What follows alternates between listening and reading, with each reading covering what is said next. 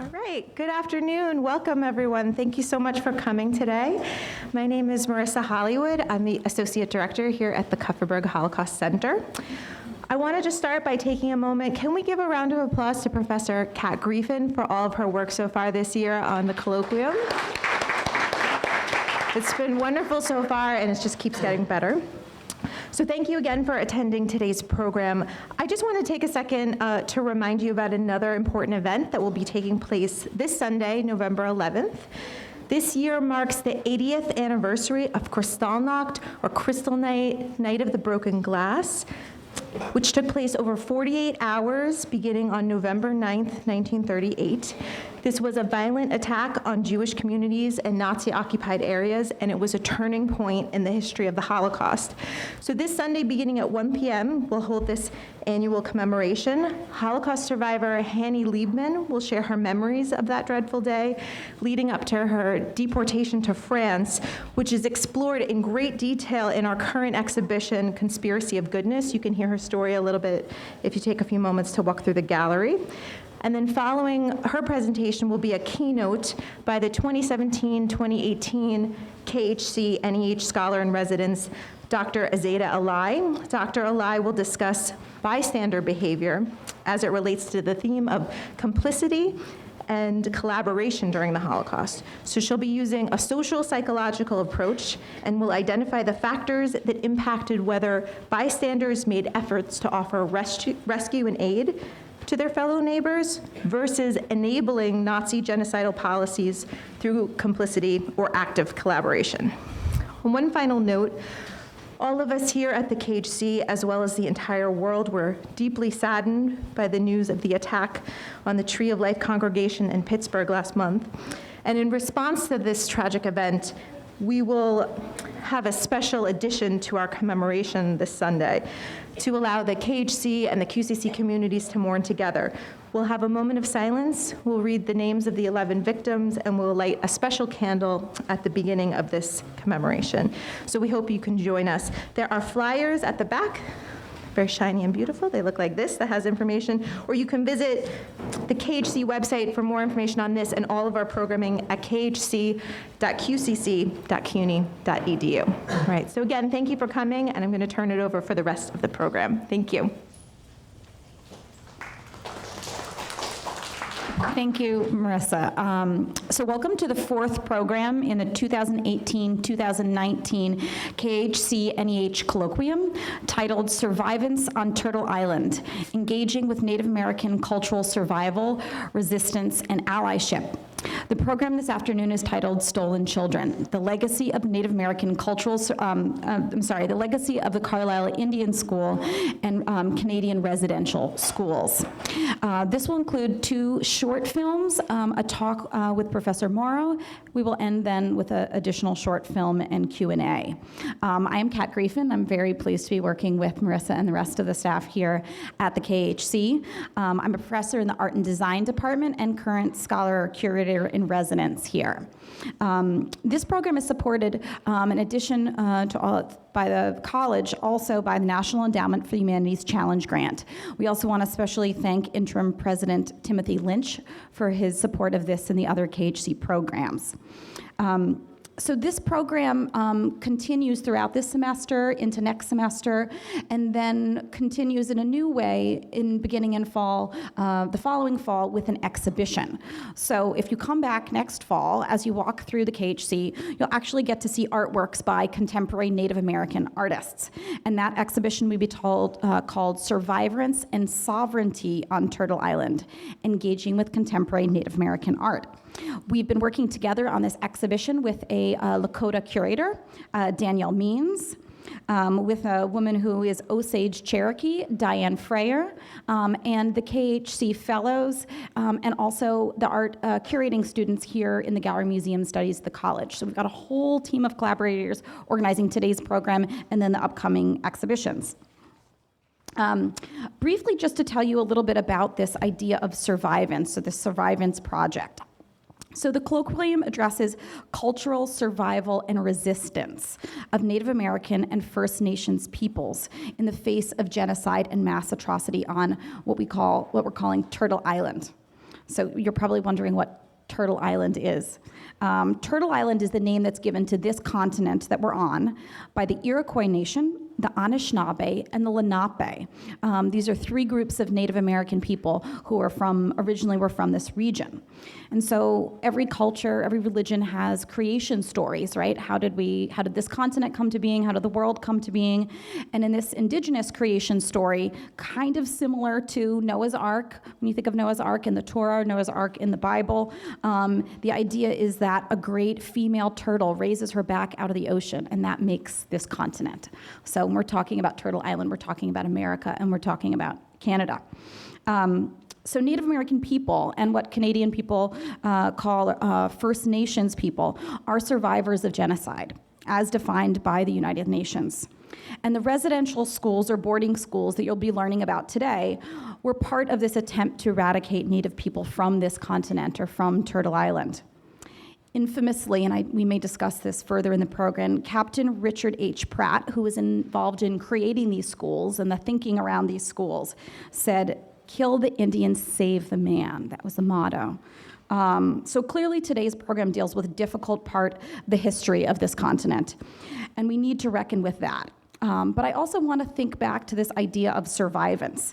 Survivance is a word that's about survival plus resistance, survival and resistance together. The thousands of Native people who live on Turtle Island, who are still living and working and thriving today, can be seen as survivors and active makers of change instead of as victims.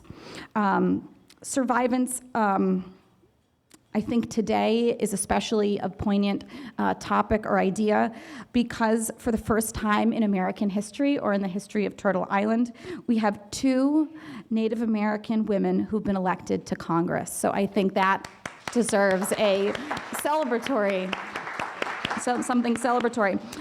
Deb Halen of New Mexico is a enrolled member of the Pueblo of Laguna, and Sharice Davis of Kansas is a member of the Ho-Chunk Nation. So two women, they'll be working there together with the other incredible people who joined them today.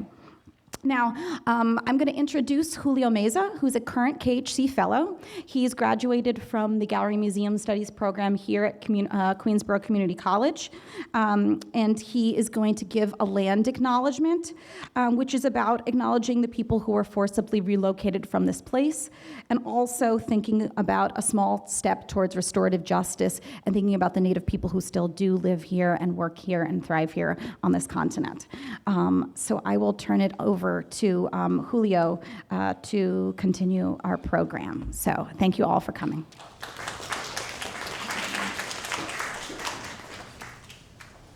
Hello, everyone. I'm Julio Meza, and I'd like to start off with a land acknowledgement. So I would like to pay respects and acknowledgement to those of the indigenous community whose land was forcibly taken and made to relocate elsewhere, all around the world, but especially here in Bayside, where we are gathered.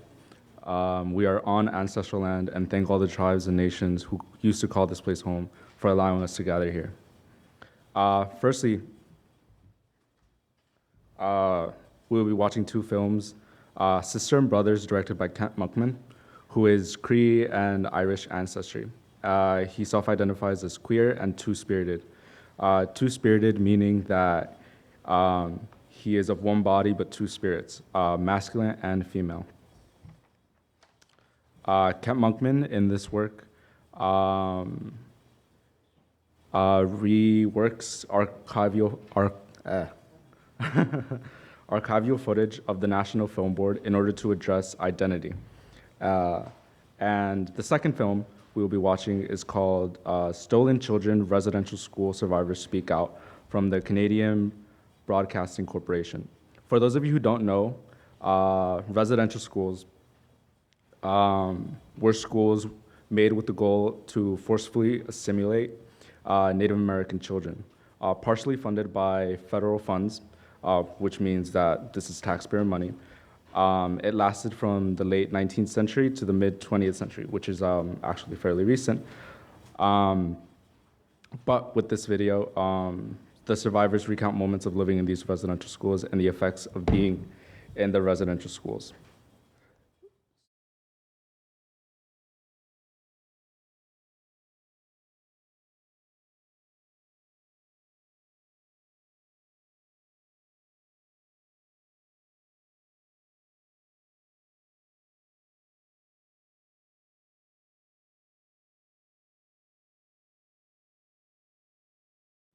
Dr. Mauro has received a BA from Florida Atlantic University in art history, later going on to Florida State University to receive his MA in his master's in art history. His thesis was titled Fred Wilson and Exhibitionary Revisionism in American Museums, and then received his doctorate in philosophy and art history from the CUNY Graduate Center. His dissertation was titled Made in the USA, Americanizing Aesthetics at Carlisle. Dr. Mauro has been working here at Queensborough Community College since 2008 as an associate professor. He has taught courses in American art, art history survey, and history of photography. He has also taught at SVA, School of Visual Arts, from 1999 to 2008. Dr. Mauro has worked as a curator, having curated the QCC Art Gallery's student exhibition for 5 years in a row. He has also had quite a bit of work published on the Hampton University Press, University of Nebraska Press, Archives of American Art Journal, an entry in Encyclopedia of the Romantic Era, 1760 to 1850, as well as others. He has also published a book titled The Art of Americanization of the Carlisle Indian School, published by the University of New Mexico Press, and is currently working on a new book,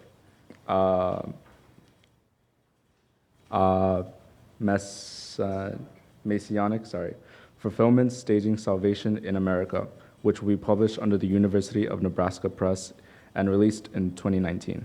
And without further ado, Professor Mauro.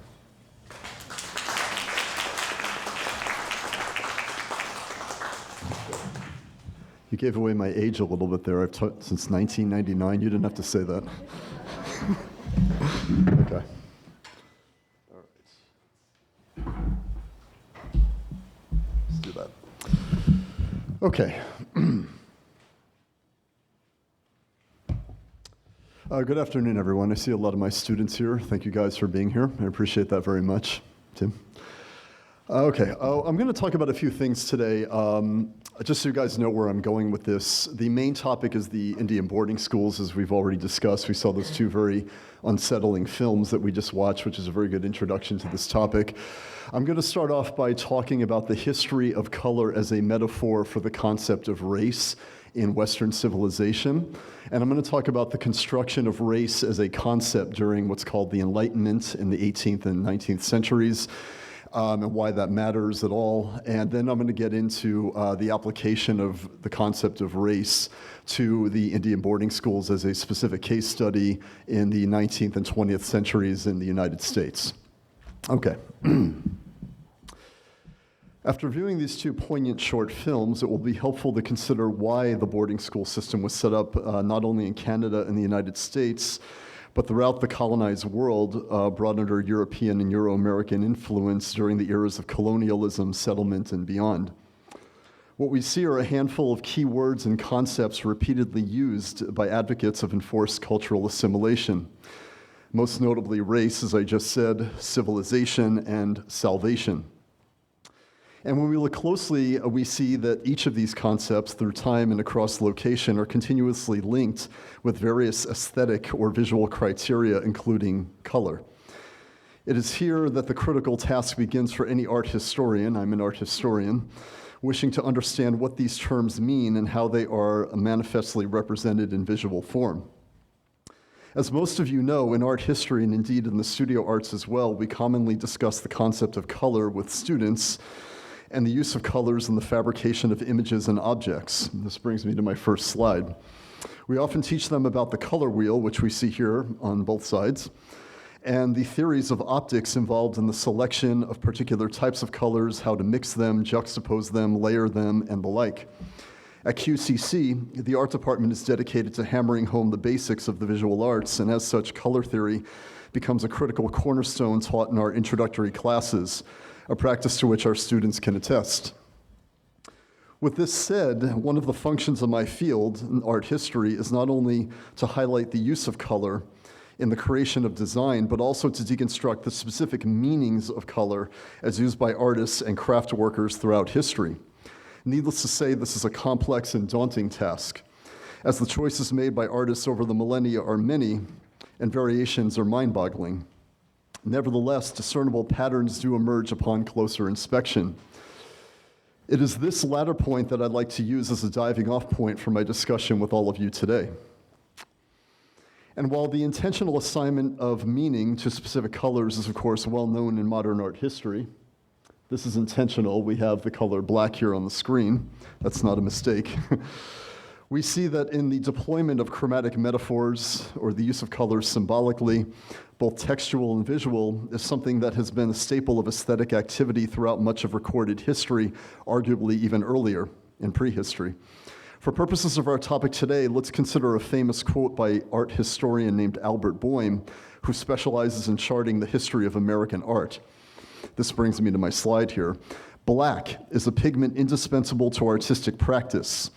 There are no gray areas in the content of stereotypes. Throughout the 19th century, it was the opposition of black and white, and also red and white in North America, that fired the energies of painters and sculptors.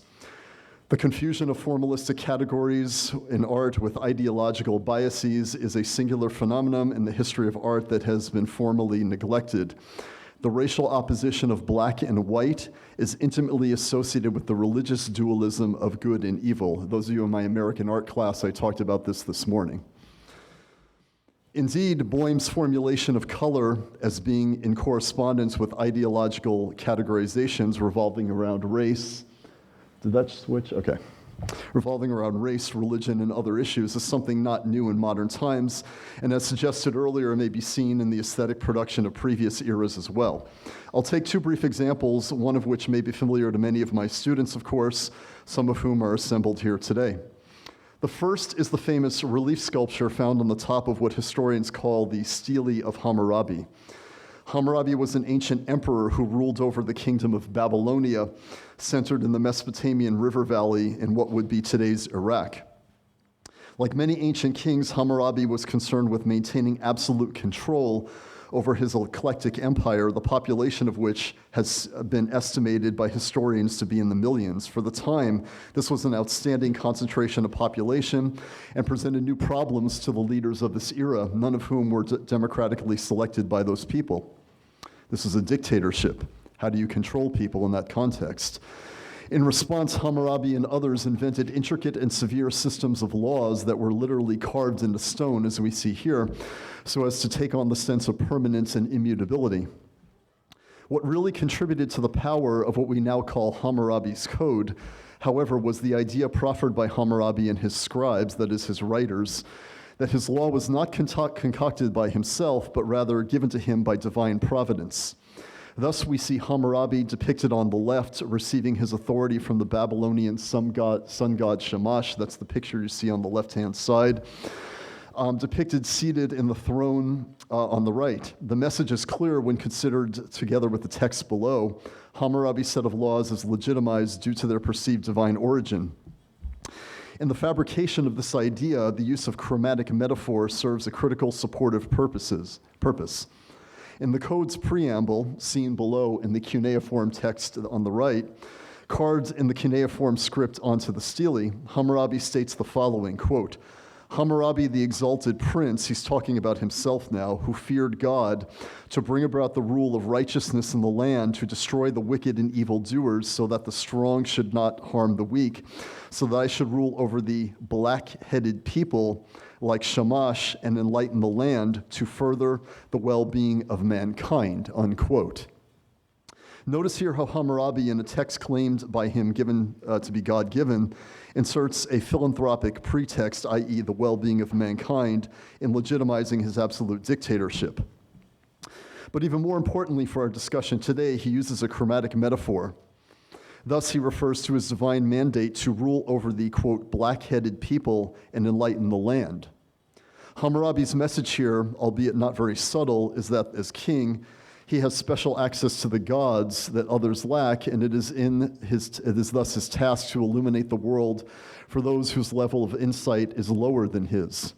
By so doing, he may uphold civilization itself. It is, of course, tempting to cast off Hammurabi's proclamation as a vestige of a bygone civilization, an era of relative ignorance and darkness in relation to our own.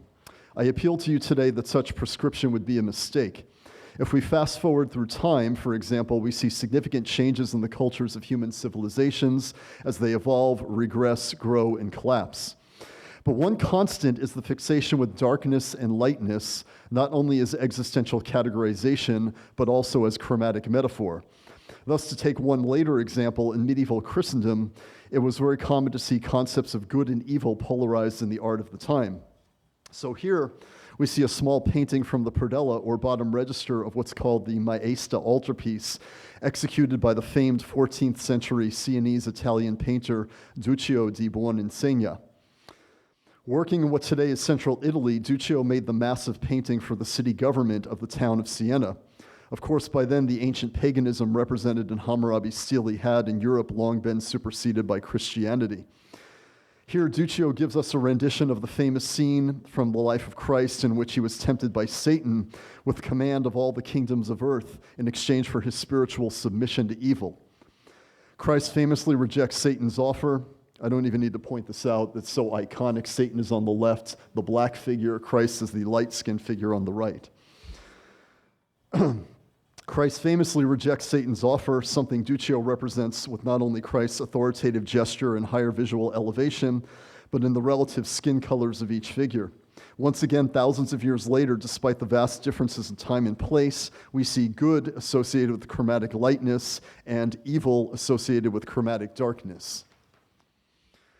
So, to get more to the point of what we're talking about here today, to bring the discussion of chromatic metaphor and the manipulation of perception and meaning to the topic at hand, let's jump forward yet again.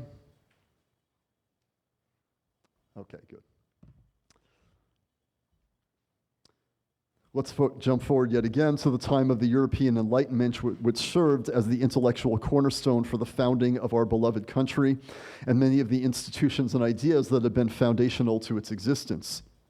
Interestingly, the Enlightenment movement is often characterized by historians as the antithesis to the supposed barbarism and superstition of previous ages, as a time of science and discovery.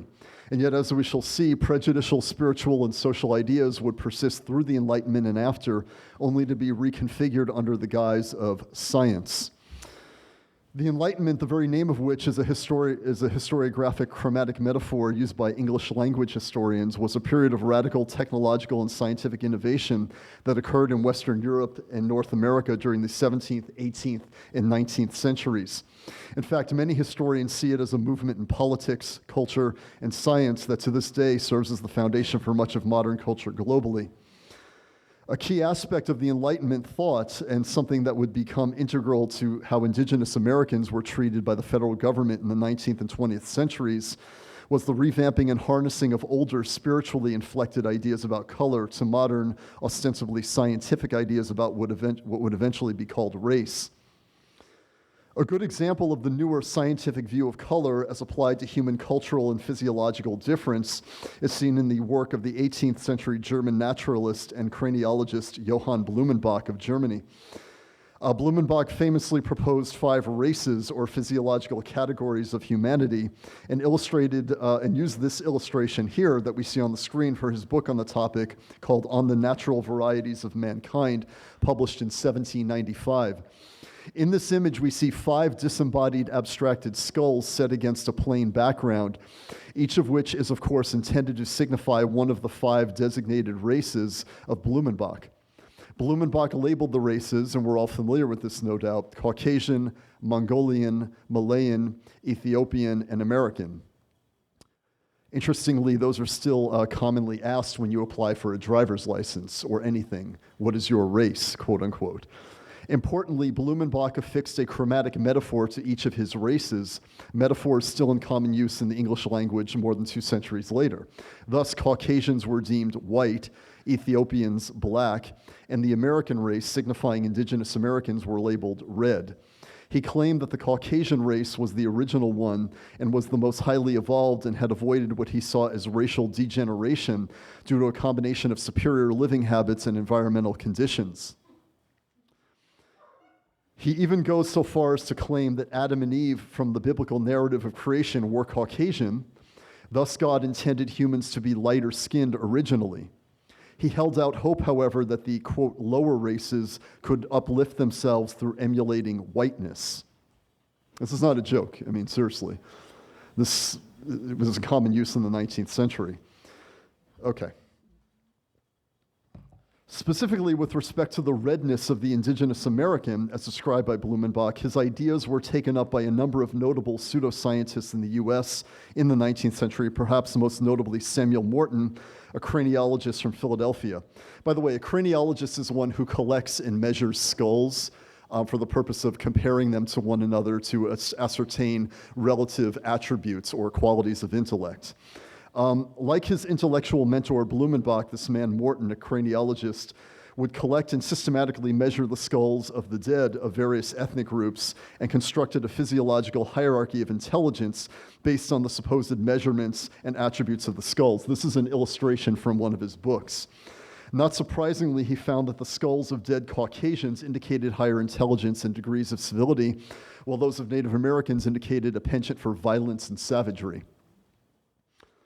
While the ideas of Morton and other white supremacist thinkers were controversial and rejected by some, these simplistic stereotypical ideas about race nevertheless managed to gain a foothold in the popular imagination in the US and many other Western nations in the 19th century and persisted well into the 20th century.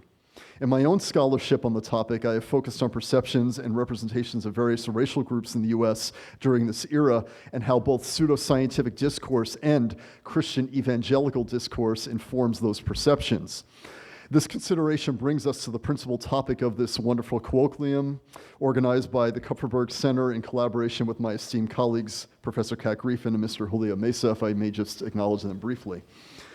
So to continue, my work focuses on the efforts at the uplifting and civilizing of Native American children on the part of both the federal government of the United States and the private philanthropic religious organizations such as the American Missionary Association.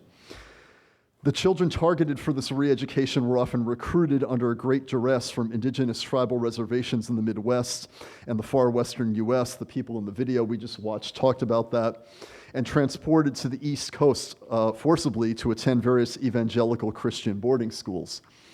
As case studies of this institutional practice, with its ramification for race in American society, I have focused much of my attention on two evangelical schools in particular, the Carlisle Indian School, founded in Carlisle, Pennsylvania, and the Hampton Institute, founded in Hampton, Virginia.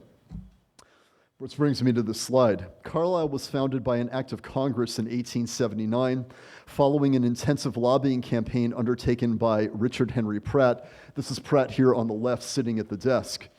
We have a student at the Carlisle School on the right who he is speaking with, or speaking at, it seems. Notice how the boy's head is turned down. Pratt was a U.S. Army officer who was a Civil War veteran and had more recently earned his chits in the Army by clearing the western frontier of indigenous inhabitants and resistors during expansion. This is critical to remember, as during much of the mid to late 19th century in the US, one of the main domestic preoccupations of the federal government was the civilizing of the frontier, again, as I discussed this morning in American art class. In practice, this meant removing indigenous tribes that were perceived as blocking the frontier with the aim of facilitating Euro-American settlement, agricultural cultivation, mining, and the laying of railroad track. In other words, money, money, money. Many advocated a policy of de facto concentration in the form of a reservation system, which would forcibly place Indian tribes onto governmentally designated tracts of land, often isolated in inopportune locations. Others, such as Army Officer Kit Carson, more bluntly advocated outright liquidation and perpetual warfare as a solution, or what today we would call physical genocide or ethnic cleansing. In his thinking on the so-called Indian question, Pratt took a somewhat more reform-minded position that advocated the cultural assimilation of the nation's indigenous population, with the eventual aim of targeting Native children especially. In his work in Clearing the Frontier, Pratt had the idea that the Indians he was fighting could potentially be re-educated so as to be brought into the mainstream of American society. Here we need to, of course, read mainstream as Anglo-American. Again, the films alluded to this. to this slide. Thus, when he was tasked with taking prisoners during his assignment, Pratt brought them to Fort Marion, a military prison in St. Augustine, Florida. This is the Castillo de San Marcos for the people in my American art class, same place. His hope was that in separating these resistance leaders from their families and tribes, he could break the social and cultural bonds, thereby rendering them more amenable to assimilation. Here we see a rare photograph of Pratt posing with his prisoners at Fort Marion. He's on the far left in the photograph, with his wife and even young daughter included in the composition. Notice how the indigenous prisoners stand at respectful attention and look out at the camera while donning paramilitary uniforms distributed to them by Pratt at the prison. Enforced posing and enforced dressing for the sake of photographic propaganda was a cornerstone of Pratt's project and was intended to impress government officials and potential donors to his cause. This was intended to prove that even the so-called savage could be made docile through the process of cultural assimilation. It was from this experience at Fort Marion that Pratt was later inspired to establish the more permanent Carlisle School. Here's the point. Pratt, his wife, and his daughter sit next to the, quote, savage prisoners, and yet they're safe. They're unthreatened. See what he's done? He's brought them under control. That's the point of the photograph, is to display that to the viewers of the photograph.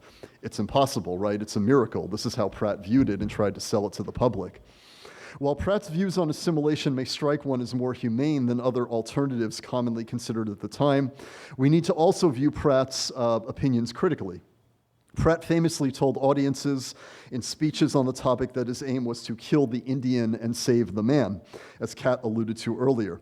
This is very important. It indicates his view, and that of most Anglo-American politicians and social reformers of the era, that Native Americans were, in their current perceived state, not fully human. In other words, as he says, one cannot simultaneously be Indian and man. Two different categories. Thus, among other things, the perceived redness of the indigenous skin signified their lack of culture and civilization. Pratt's antidote to this was an intensive environmental immersion, or a sort of pedagogical shock therapy,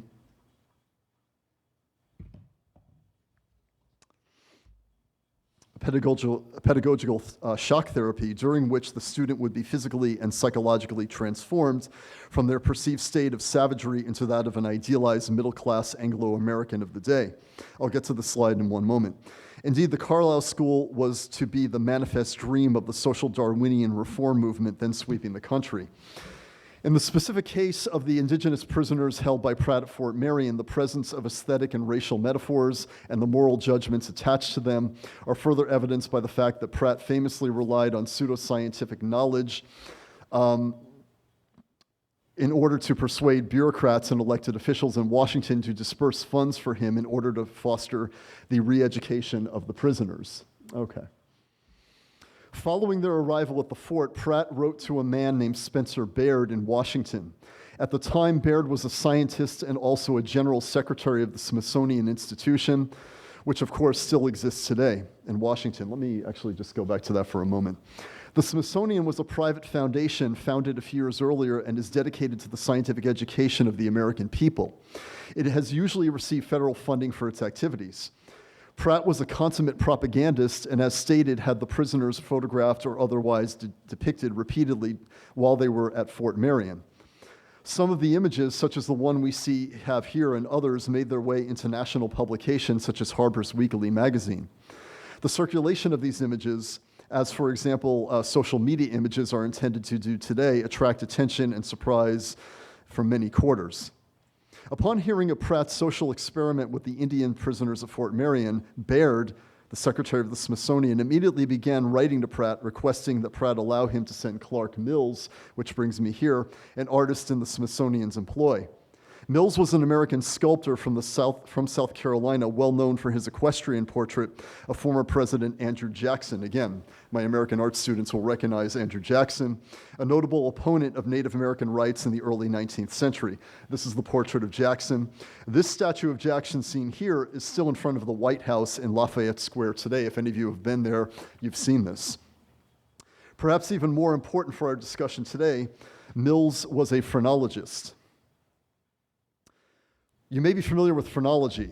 Similar to the aforementioned craniology, was a pseudoscience developed over the course of the 18th and 19th centuries in Europe and North America. It claims that by examining the shape, size, and proportion of the skull, the practitioner of phrenology may determine the relative character qualities and intellectual capacities of the person being analyzed. As you may have guessed by now, it dovetails well with Blumenbach's racist craniological theories discussed earlier, as phrenology's assessment of the relative social worth of people often conform to predetermined racial lines. Here we see a typical phrenological illustration on the screen, intended to rank human races in a moral and intellectual hierarchy. Thus, the supposedly less intelligent races are to the right of the pictorial array, while the superior Caucasian example is to the left, at the other end of the hierarchical spectrum. With this in mind, we may better understand why Mills was sent to Fort Marion by Baird. He was sent there and executed a series of life mask plaster portraits of the prisoners, who were perceived by Mills and others as morally degenerate and therefore in dire need of Pratt's re-education program. Mills noted in his letters to both Pratt and Baird, often systematically describing the phrenological qualities of the prisoners he sculpted. He claimed that the indigenous men had high levels of what phrenologists call destructiveness, or a quality of innate drive to commit acts of destruction and violence. This trait, of course, needed to be eliminated were they to fully assimilate as civilized Americans. The evidence of this was, of course, to be seen in the shape, size, and proportion of the skulls in each cast. By the way, a life mask is when you take a plaster impression of somebody's skull and face while they're sitting there. Mills's cast of the prisoners was later brought to Washington and then used as the basis for positive three-dimensional head portraits of each prisoner, an example of which we see here, done by another sculptor named Joseph Palmer. These, in turn, were placed in the Smithsonian's collection and may still be found there today. The agendas here are multiple. For Baird, they provided the basis of further pseudoscientific study of Native Americans and the construction of an exhibition hall at the Smithsonian dedicated to their ethnography. For Pratt, the end game was to prove the morally deficient character of these prisoners as he had found them on the frontier, and thus their need for his re-education and indoctrination of them at his proposed New Indian boarding school at Carlisle. For as mentioned previously, Pratt firmly believed that they could be miraculously uplifted and civilized through the application of a Christian-based paramilitary education at the school. He fancied his views liberal for the time, and yet ironically based his justification for those views in antiquated and deterministic racist thinking. Whatever our criticisms of him may be in historical hindsight, at the time Pratt was indeed successful in obtaining federal funding for his school. He arrived at Carlisle with his first group of students a couple of years later, and thus began his grand experiment in attempting to prove that even the savage could be civilized, could be made into a civilized American, which brings me to our next slide. Once at Carlisle, Pratt's brand of assimilation was totalizing and systematic. When children arrived at the school in Carlisle, they would be often photographed. In the image on your left, we see a typical arrival photograph. When viewing these images as a pair, they may ring familiar to 21st century American audiences, right? This is because the representational logic we see here is what I and others have called before and after, something still popular in corporate advertising in our own time. You know, the fad diet or fitness regimen that magically transforms you from the person you are to the person you know you supposedly want to be. And ideal based on, of course, on the standards proposed in the first place by those very same corporations. The conceptual logic was essentially the same at Carlisle as it is in advertising. Getting back to the image at hand, we are presented with the image of what Pratt liked to call the uncultivated blanket Indian upon arrival on the left at the school, and seemingly before receiving the implements of civilization. So you see the three, you see the young students over there on the left in their seemingly indigenous clothing. In the next image on the right, the after image, we see the Americanized, seemingly fully assimilated individuals donning their radically altered appearances. Of course, these two images, published side by side in school publications, are intended to perceptually shock the viewer and set up an aesthetic and apparently existential polarity. The viewer is supposed to marvel at the seemingly miraculous transformation from savagery to civilization that suddenly appears before the eyes. Indeed, the vast majority of those in Pratt's intended audiences, including wealthy school donors, government bureaucrats in Washington, and elected officials, did in fact perceive these side-by-side images as representing an unproblematic transformation from one state of existence to another. And yet you will notice that in the preceding paragraph, I use the words seemingly and apparently. As is the case today, photographic images in the 19th century could be deceptive. So let's take a closer look at one case study in particular. Brings me to this slide. In these particular images, we see what is probably the most famous icon from Carlisle, the before and after portraits of a student named Tom Torlino. Some of you may have seen these on the internet or in books previously. Torlino was a member of the Navajo tribe, a Native American tribe that for centuries has inhabited the southwestern United States. Torlino specifically came from Fort Defiance, a U.S. military outpost in what was then the territory of New Mexico. He was a valuable student for Pratt to have at Carlisle, as he was the son of a high-ranking chief in the Navajo tribe. The before image that you see on your left was taken upon Torlino's arrival at the school from his reservation in 1882, while the after image was taken following a 3-year stint at the school in 1885 on the right. The choice of Torlino for these portraits was not random. Most Anglo-Americans had never ventured to the western frontier and thus had never seen a Navajo before. Torlino thus would have conveniently seemed quite wild and exotic to such viewers, given his bronze skin, his flowing dark hair, and seemingly exotic accoutrements and clothing. Torlino's appearance here is supposed to read as that of a sort of absolute savage, a being inexplicably foreign to Pratt's intended audiences. The photographer hired by Pratt named John Choate chooses here to decontextualize Torlino visually by placing him against a blank, washed-out backdrop, forcing us to dwell on the supposed strangeness of his appearance. The lightness of the background, of course, reinforces the photographic contrast to the darkness of Torlino's suntanned skin. This is all intentional. In contrast, in the after image on the right, Choate presents us with the seeming polar opposite of the person seen in the before image.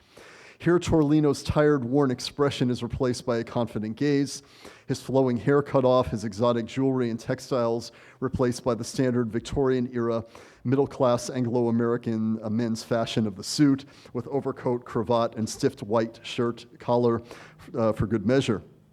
Perhaps most strikingly, Torlino's skin tone has undergone a seemingly miraculous shift from the dark brown in the first portrait to a noticeably lighter tone in the second.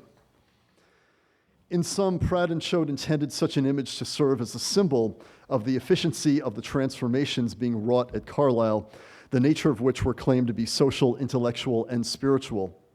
Their side-by-side placement encourages us to read them progressively from left to right, as if we were reading an English language text.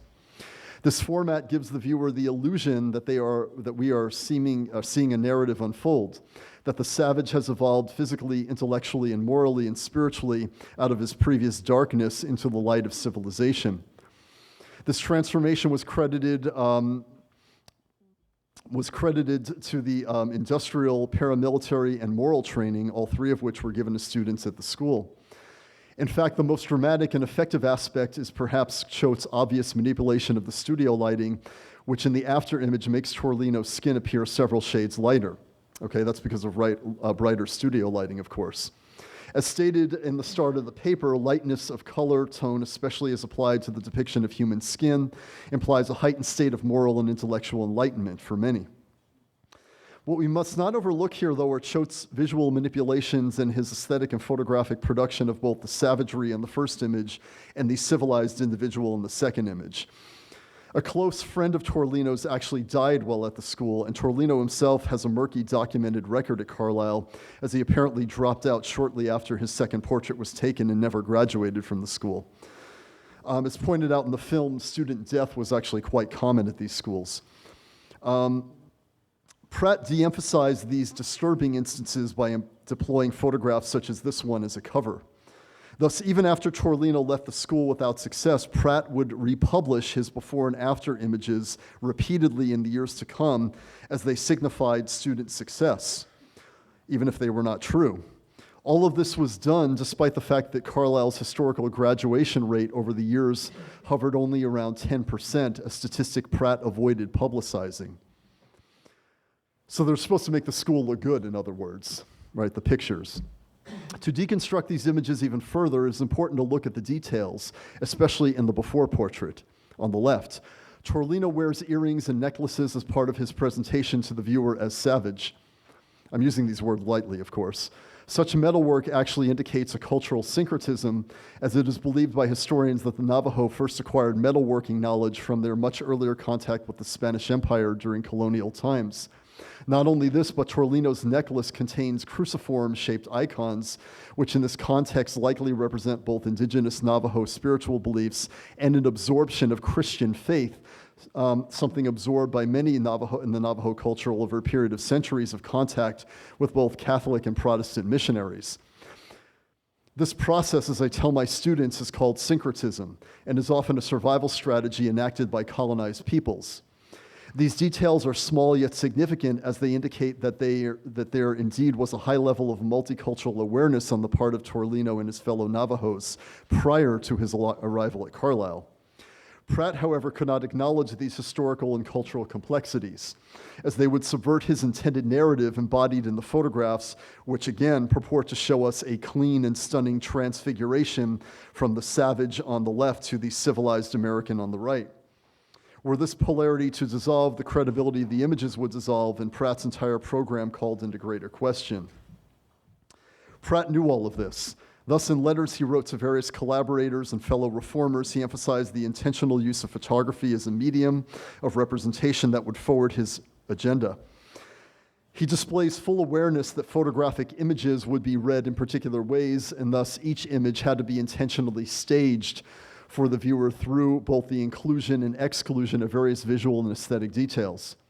Therefore, Torlino had to be depicted as savage as possible in the before image, and as civilized as possible in the after image, regardless of the historical, cultural, biographical realities at play outside of the photograph's frame. Photographic representation was the cornerstone of his success at Carlisle and was one of the keys to legitimizing his practice of stealing indigenous young people in the service of the project of white supremacist assimilation, which brings me to my conclusion. Indeed, Pratt's ideals and practices were repeated throughout the colonized world, as we have seen in the films at the start of this session, and have continued in this and other countries. In this week of elections, we should not forget our ongoing political responsibilities as citizens of this great nation. This one may look familiar from the news recently. As we have learned through the hard political experience, and the concept and reality of stolen children is sadly not simply a relic of a less enlightened time, but is a legacy that has been present in our country in more recent times and remains so in 2018. Thank you.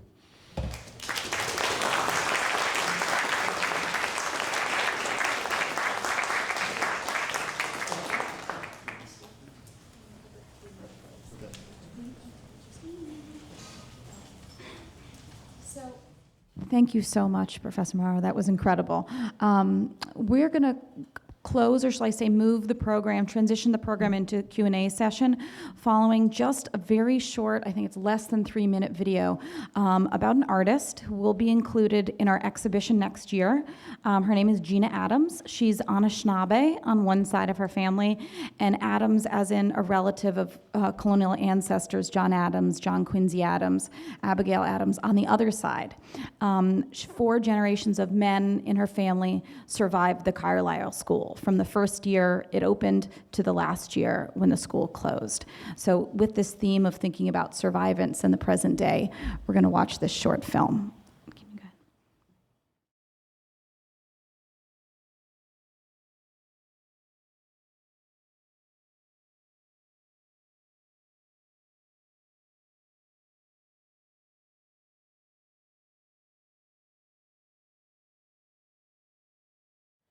So we have some time for questions and answers. So I think Professor Mauro will do most of the answers, but I have a mic I'm going to pass around. So if you want to raise your hand, I'll pass you the mic. Just wait till you get it, and then you're welcome to bring up questions and comments. So.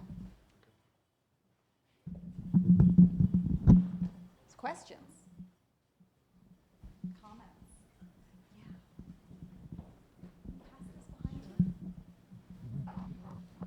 I wanted to know, particularly about pseudoscience. Yes. And how it's used to back legislature. Like, have you seen specific examples of that happening in recent times, like within like the past 50 years to the present? Yes. Okay. I gave a paper on this at a conference earlier this year about, have you heard of the alt-right, the political movement? Yes. Okay. All right. If you're not familiar, the alt-right is a sort of very strange online white supremacist culture, not just in the US, but also in Europe. And there are people within that movement. I'm thinking of a couple in particular. There's this one man, I think his name is Jared Taylor or something like that. He is a pseudoscientist, and I've watched some of his videos on his website, and he basically says, yeah, those guys were right. White people have bigger cranial capacity, and therefore, this guy's Caucasian, our race is superior to other so-called races in America. But so these people are around today, and they are attempting to influence the political process, clearly, okay? I want to emphasize, though, that the idea of race, this guy Jared Taylor, who I just mentioned, is what's called a race realist. Okay, a race realist is somebody who says that racial distinctions are not only real, but they matter. In other words, people in different races have innately different characters, levels of intelligence, qualities of character, capacities for skill and acquiring skill. This idea of race is a construct. It did not exist before the 18th century.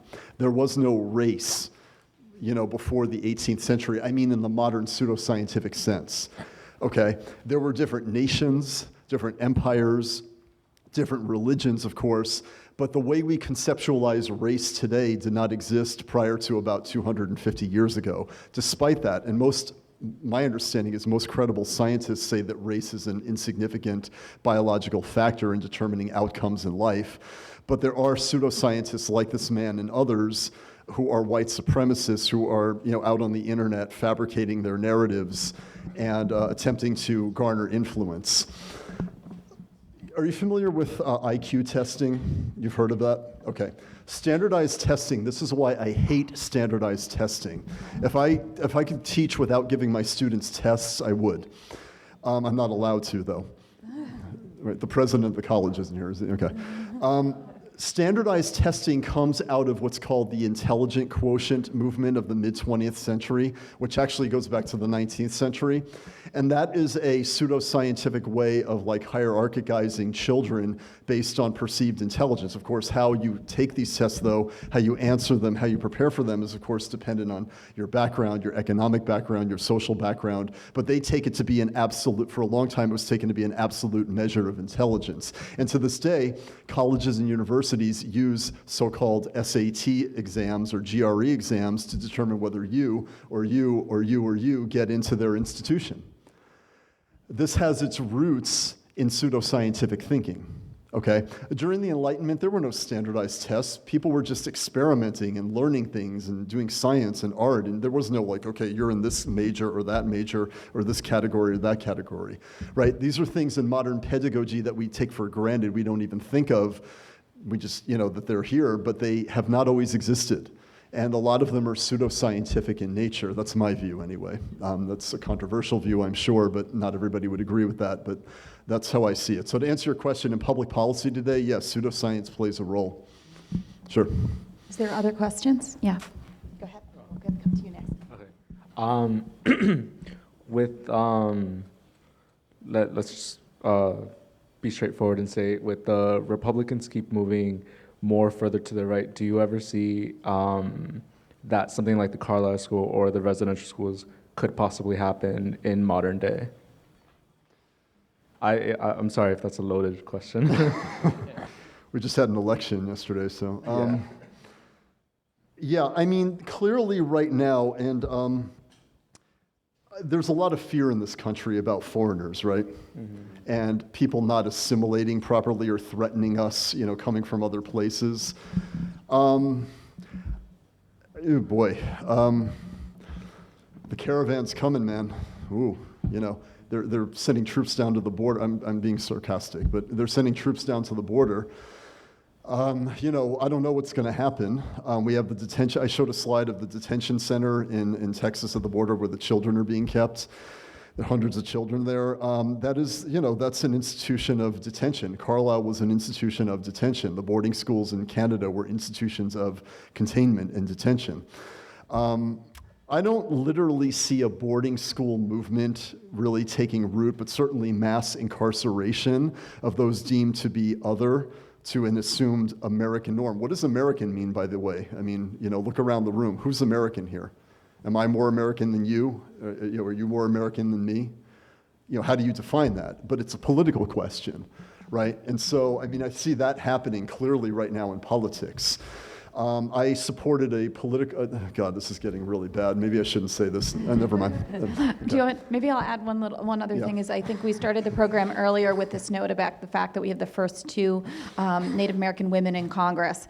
And I think that thinking also, if you put yourself, we can't ever be in someone else's shoes, but you make that attempt to kind of think what it might be like to somebody else's shoes, and you think about some of the Indigenous voices that we've heard on screen, the people that Indigenous people are surviving and have survived, right? And they, in a sense, despite all of the things that they have faced from the U.S. government, from policy makers, but now that we also are beginning to have some Native American policy makers within the system, to me, that is very encouraging. And to follow up on that, yesterday, 2 Muslim American women were elected to Congress for the first time ever.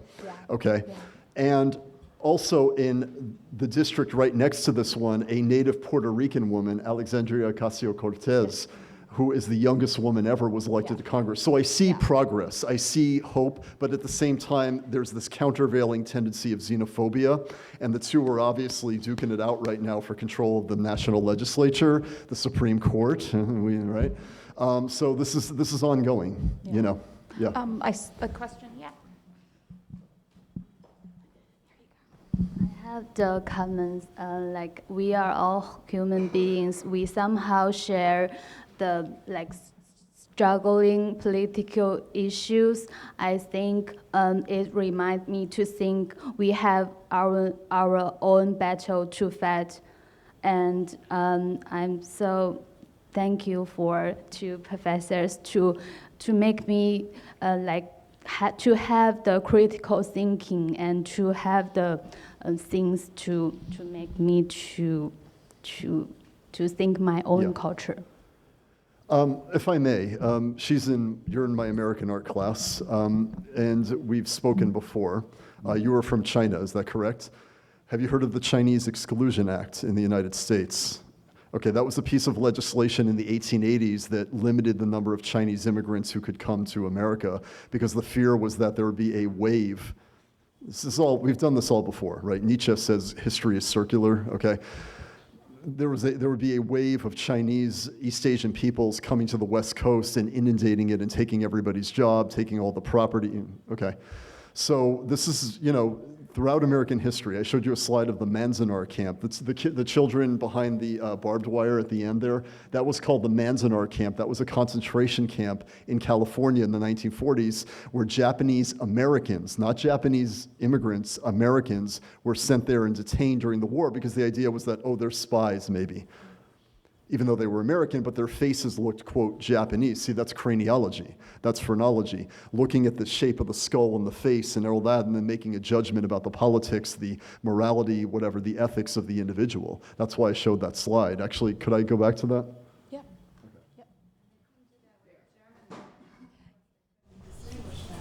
Yeah. Right, or the Italians. Yeah, I'm Italian, and, you know, my uncle fought in World War II, but my family wasn't put in any camps, you know. Right, so, yeah. I think that the interconnection here between some of this is really what I'm thrilled is happening, because this theme of allyship in connection with this theme of survivance is really what we're trying to get at today and through the other programs and through the upcoming exhibition.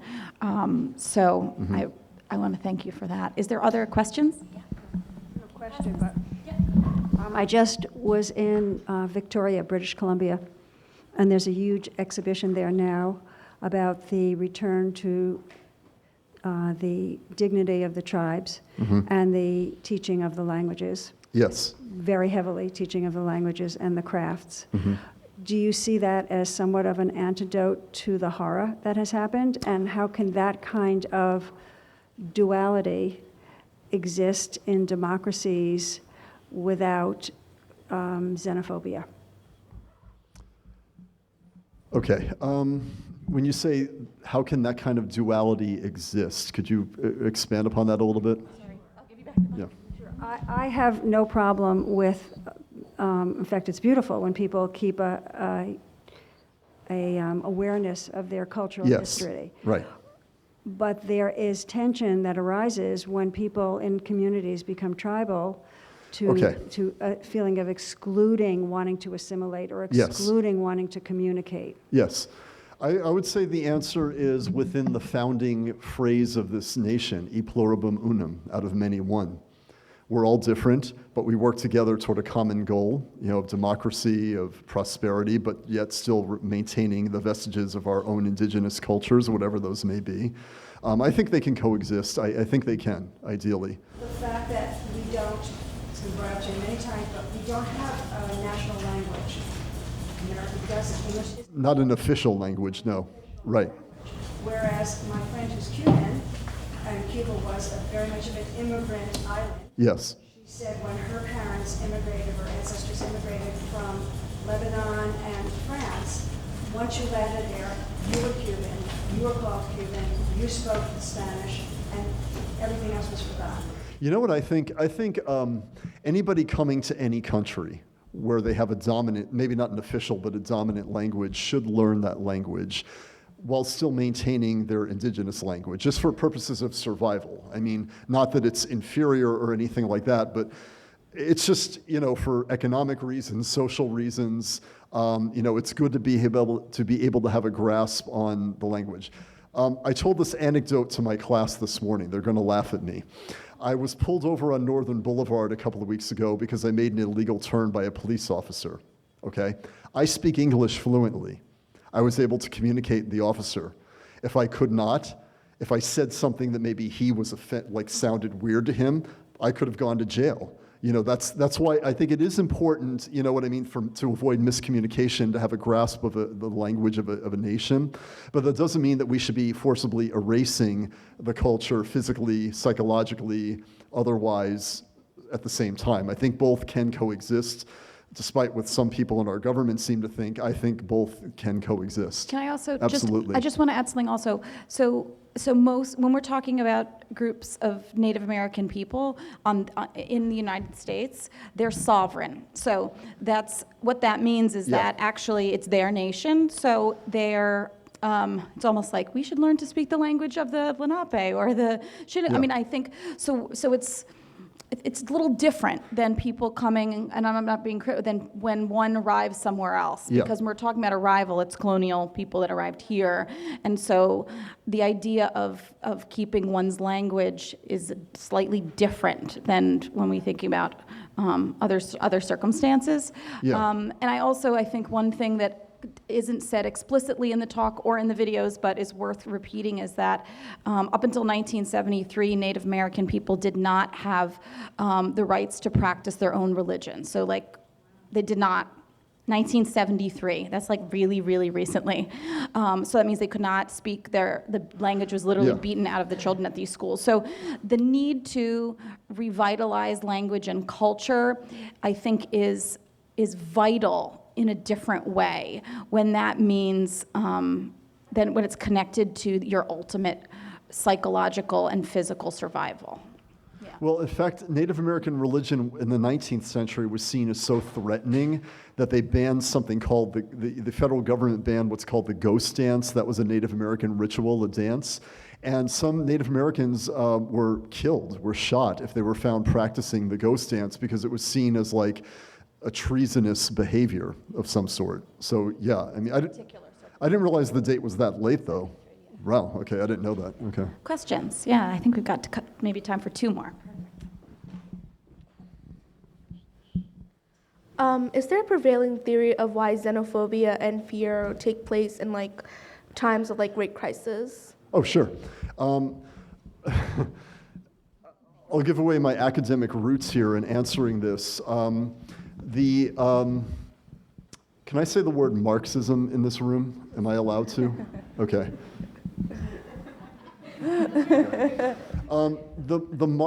are many theories that try to explain that. One of them is called Marxism. Perhaps you're familiar with this. It's an economic explanation. So the idea for xenophobia, fear of new people coming in, is that, well, they're going to take what I have.